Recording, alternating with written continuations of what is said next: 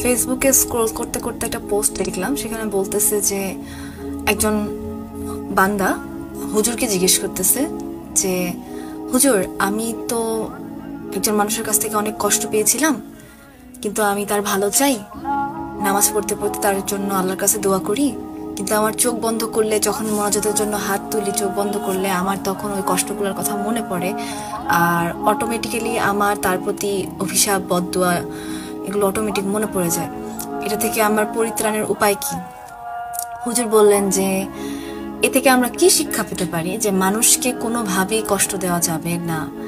মানুষ না চাইতেও সেই কষ্টগুলোর কথা মনে করবে, এবং সেই কষ্টগুলো মনে করার কারণে তাদের যে দীর্ঘশ্বাস, চোখের পানি, হা হুতাশ লাগবে, সেটা আপনি কখনো সরাতে পারবেন না।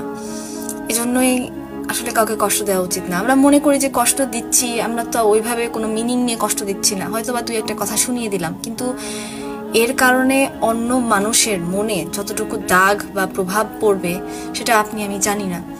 সো বেটার হয় আমরা কাউকে কষ্ট দিয়ে কথা না বলি। আর যেহেতু এখন লাইলাতুল কদরের দিনগুলো যাবে, রাতগুলো আসবে, চেষ্টা করবেন সবাইকে মাফ করে দেওয়ার, আর চেষ্টা করবেন সবার কাছ থেকে মাফ চাওয়ার। And yeah, pray more.